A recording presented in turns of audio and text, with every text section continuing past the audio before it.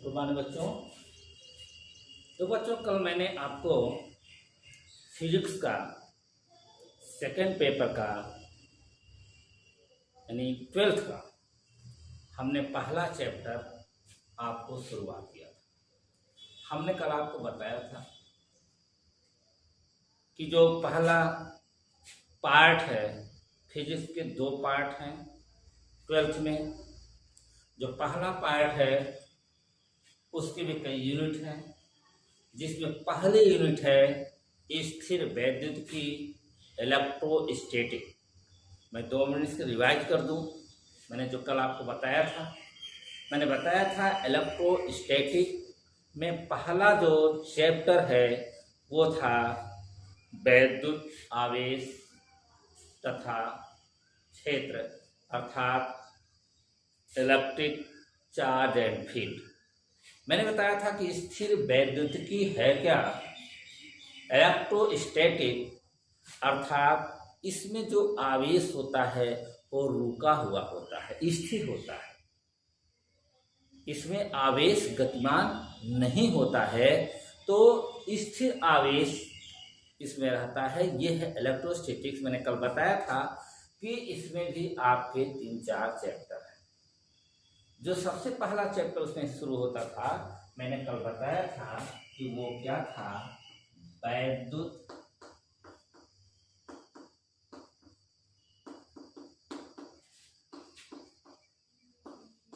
वैद्युत आवेश तथा क्षेत्र, अर्थात इलेक्ट्रिक चार्ज एंड फील्ड। कल मैंने आपको बताया था कि ये आवेश है क्या। आवेश के बारे में आप लोगों ने पढ़ा कि ये आवेश है क्या। मैंने कल कई परिभाषाएं इसकी बताई थी। मैंने एक परिभाषा आपको ये बताई थी कि यह एक ऐसा गुण है किसी वस्तु का जिसके कारण दूसरे एक से दूसरे वस्तु में आकर्षण होता है या प्रतिकर्षण होता है। दूसरी वस्तु को आकर्षित करती है या प्रतिकर्षित करती है। दूसरा मैंने बताया था कि यह किसी वस्तु का ऐसा गुण है जिसके कारण यह विद्युत और चुंबकीय प्रभाव उत्पन्न होते हैं। तो कल मैंने आपको बताया था ये आवेश के बारे में, और मैंने ये भी बताया था कि आवेश का मात्रक क्या होता है।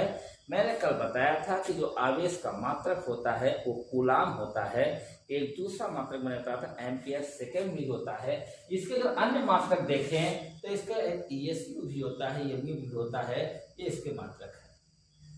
और मैंने आपको फिर बताया था कि आवेश कितने प्रकार का होता है। कल मैंने आपको इसके बारे में बताया था कि आवेश 2 प्रकार का होता है, पॉजिटिव और निगेटिव।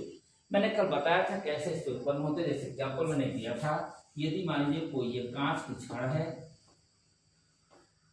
अगर इसको हम रेशम से रगड़ें तो मैंने कल बताया था कि अगर दूसरी कांच की छड़ को भी रेशम से रगड़ें और जब उन दोनों को पास लाते थे तो उनमें क्या होता था? प्रतिकर्षण होता था।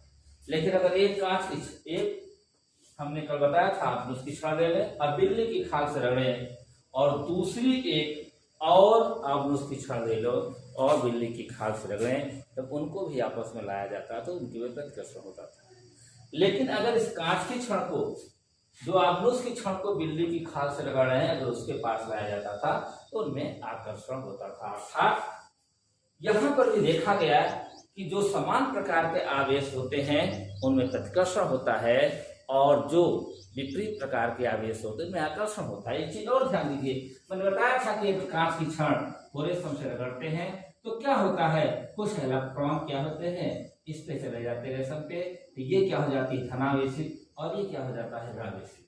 मैंने आपको ये भी बताया था कि जो यहाँ पे इलेक्ट्रॉन की कमी या इलेक्ट्रॉन की अधिकता है, यहाँ पे धन आवेश है या ऋणावेश है, ये किस पे निर्भर करता है? या इलेक्ट्रॉनों पर निर्भर करता है। किसी नाभिक में इलेक्ट्रॉन और प्रोटॉन दोनों होते हैं, लेकिन इसके लिए उत्तरदायी क्या होता है? यानी कि धन आवेश की अधिकता है या ऋण आवेश की अधिकता है, इसके लिए उत्तरदायी क्या होता है? इलेक्ट्रॉन होता है। इलेक्ट्रॉन पता चलता है, अर्थात इलेक्ट्रॉन अगर कहीं से निकल के जा रहा है तो यहाँ से निकल गया तो यहाँ पे कम हो गया, लेकिन ये कैसा आवेश होगा, धन आवेश। और जहां अधिकता हो गई यहाँ क्या होगा, ऋण आवेश। तो जहां पे कमी हो जाती है वहां धन आवेश होता है, और जहां पे अधिकता हो गई यहाँ ऋण आवेश होता है। इस तरह से आवेश दो प्रकार का होता है, ये मैंने आपको बताया। कल मैंने ये भी आपको बताया था आवेशक। आवेश क्या, आवेश ग्रहण करने को आवेशक कहते हैं। मैंने कल ये बताया था इसके आवेशन के कई प्रकार हैं। एक तो मैंने बताया था घर्षण द्वारा, ये जो कांच की छड़ को रिश्वत से रगड़ रहे हैं।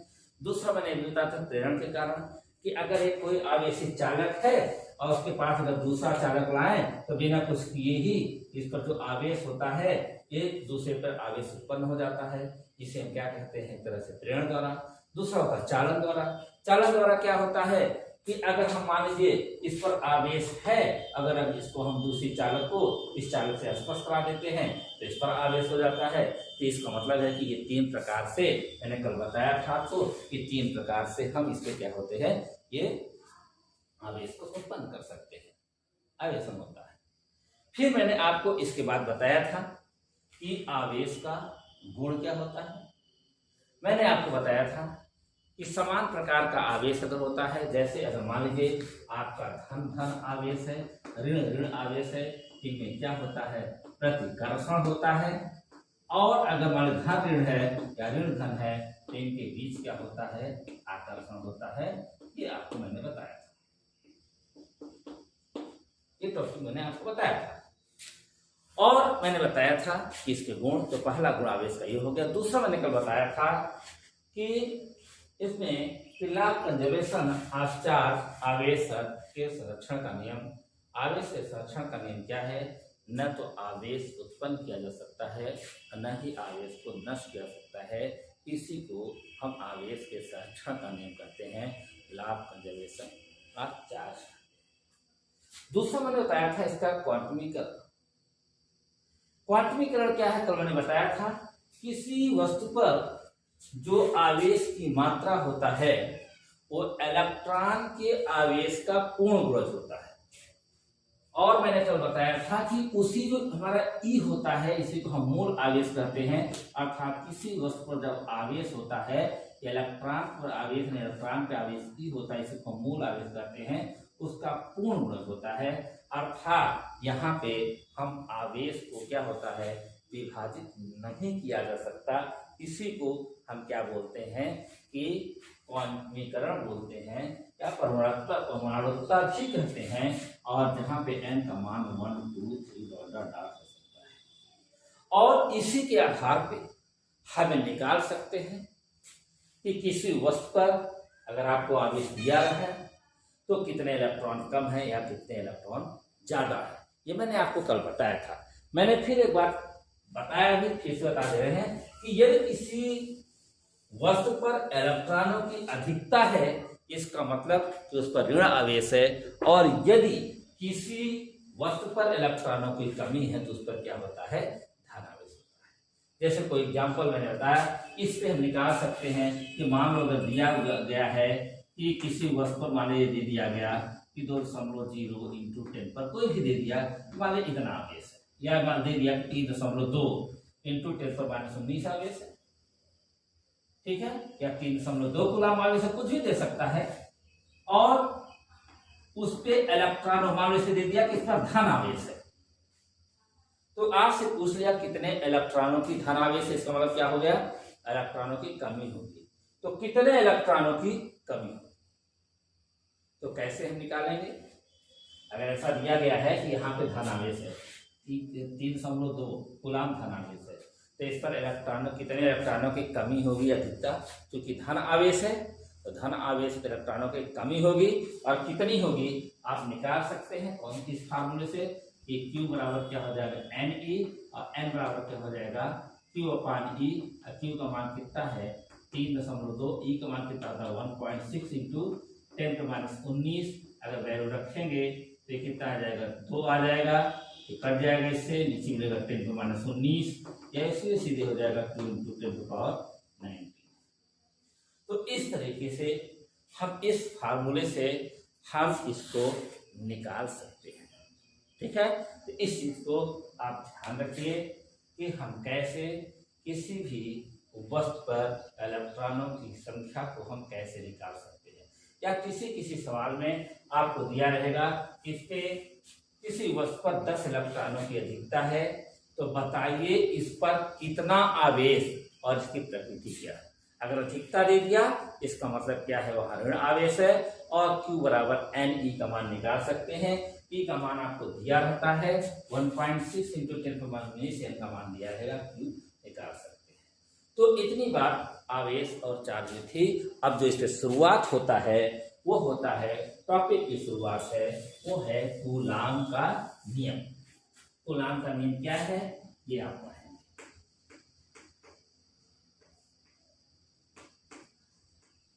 कूलाम का नियम, इसे हम वैद्युत, इसमें वैद्युत का नियम भी कहते हैं, वैद्युत लॉ भी कहते हैं, यानी इसे इलेक्ट्रिक फोर्स भी हम कहेंगे। अभी हम आपकी चर्चा करेंगे इसको बताने के बाद कि आपने फर्स्ट ईयर में जो पढ़ा है वहाँ ग्रेविटेशनल फोर्स पढ़ा है, वहाँ पे आपने गुरुत्वाकर्षण बल पढ़ा है। यहाँ पे जो आप पढ़ने चल रहे हो वैद्युत बल, इससे कूलाम के नियम को हम इलेक्ट्रिक फोर्स भी कहते हैं, वैद्युत बल। फिर हम आपको इसके बाद बताएंगे कि कैसे हम तुलना करेंगे, what is the difference between electric force and gravitational force, अर्थात वैद्युत बल और गुरुत्वाकर्षण बल की तुलना करेंगे तो आप देखेंगे इसमें क्या अंतर निकलता है। तो सबसे पहले हमें बताना चाहते हैं कि ये कूलाम का नियम है क्या। देखिए कूलाम का नियम है क्या। कूलाम के नियम अनुसार, जैसे आपने वहाँ फर्स्ट ईयर में पढ़ा होगा गुरुत्वाकर्षण बल, वहाँ आप देखते थे कि वहाँ पर द्रव्यमान होता है, ये दो कण होते थे और उनके बीच की डिस्टेंस r होती थी। यहाँ पर भी दो आवेश होंगे Q1 और Q2 और इनके बीच की दूरी। मैंने अभी आपको क्या बताया कि हम यहाँ स्थिर आवेशों के बारे में अध्ययन कर रहे हैं। तो क्या परिभाषा होगी कूलाम के नियम का। कूलाम के नियमानुसार, कूलाम के नियमानुसार इन दोनों स्थिर आवेशों के मध्य जो लगने वाला आकर्षण बल है वो दोनों आवेशों के गुणनफल के समानुपाती होता है। The product of two charges, that force is proportional to the product of two charges, यानी दोनों आवेशों के गुणनफल के समानुपाती होता है। और दूसरा ये होता है तथा उनके बीच की दूरी के व्युत्क्रमानुपाती होता है। कूलाम में जो नियम दिया कि दो स्थिर आवेशों के मध्य लगने वाला आकर्षण अथवा प्रत्कर्षण बल। देखिए मैंने यहाँ पे आपको बताया आकर्षण अथवा प्रत्कर्षण बल, जबकि आपने यहाँ पे जब पढ़ा था गुरुत्वाकर्षण बल तो यहाँ पे केवल आपने क्या पढ़ा था, आकर्षण बल। क्यों? क्योंकि वहाँ पे आप द्रव्यमान था, वहाँ पे द्रव्यमान दो प्रकार का नहीं पढ़े थे आप, यहाँ पे आवेश दो प्रकार का पढ़ रहे हैं। आवेश प्लस भी होता है और माइनस भी होता है, इसलिए यहाँ आकर्षण बल भी लगता है और प्रत्कर्षण बल भी लगता है। इसलिए हम यहाँ पे आकर्षण प्रत्कर्षण बल दोनों लिखते हैं। अर्थात दो स्थिर आवेशों के मध्य लगने वाला आकर्षण या प्रत्कर्षण बल उन दोनों आवेशों के गुणनफल के समानुपाती और उनके बीच की दूरी के वर्ग के व्युत्क्रमानुपाती होता है। अगर हम इन्हें एक साथ लिखना चाहें तो ऐसे लिख सकते हैं F समानुपाती Q1 Q2 अपान R²। और आप जानते हैं कि अगर समानुपात हम हटाते हैं तो कांस्टेंट आ जाता है। इस कांस्टेंट को हम लिख रहे हैं के स्मॉल के, क्योंकि एक के भी और आएगा पर अवैतन लेता है इसलिए हम स्मॉल के लिख रहे हैं। ये Q1 Q2 अपान R²।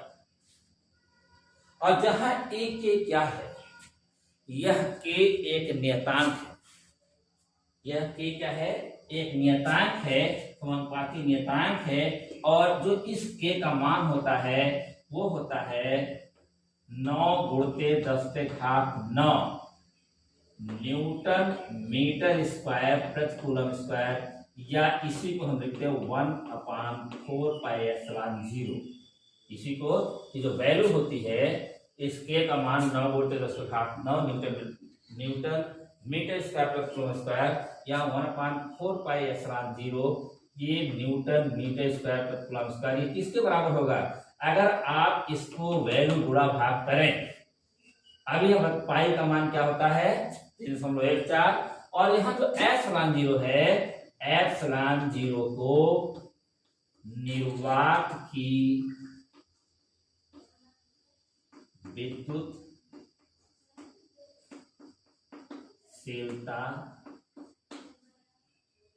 कहते हैं।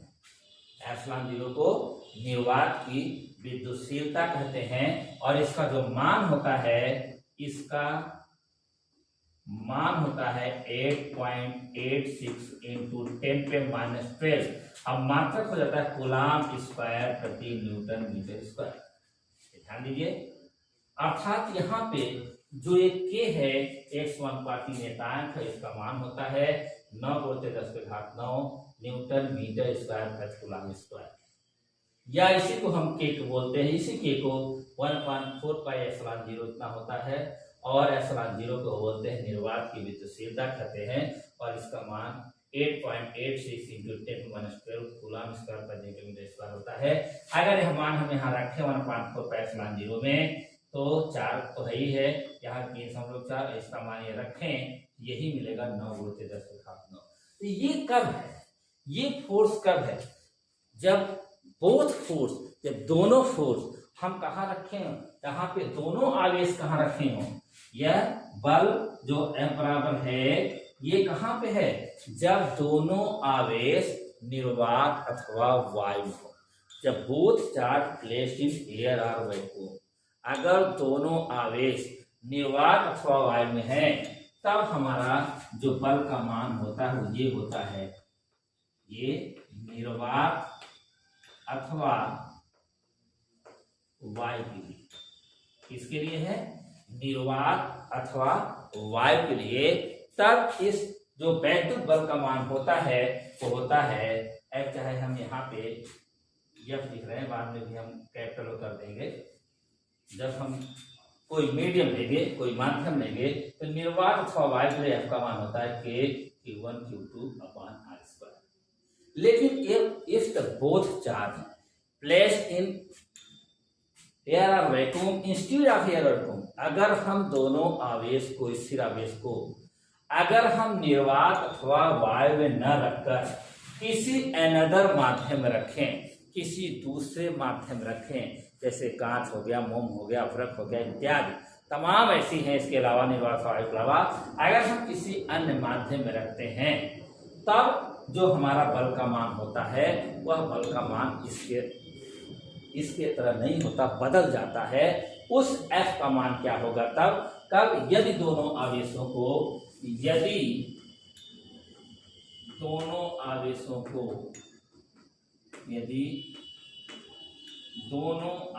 को निर्वात अथवा वायु के, यदि दोनों आवेश निर्वात अथवा वायु के स्थान पर किसी अन्य माध्यम जैसे कांच, मोम, अभ्रक इत्यादि रखें, ऐसे माध्यमों को हम बोलते हैं परावैद्युत माध्यम। ऐसे माध्यमों को क्या बोलते हैं, परावैद्युत माध्यम होता है। तो अगर हम इसमें रखें तब जो हमारा वैद्युत बल का मान होगा, चाहे हम F डैश कर दें, तब ये होता है 1/4 पाई एप्सिलॉन जीरो, कैपिटल के हम लिख रहे हैं, इंटू Q1 Q2/r²। ये जो कैपिटल के है, यहाँ स्मॉल के था, ध्यान रखिए, ये परावैद्युत माध्यम का क्या था, नियतांक था, समानुपाती नियतांक था।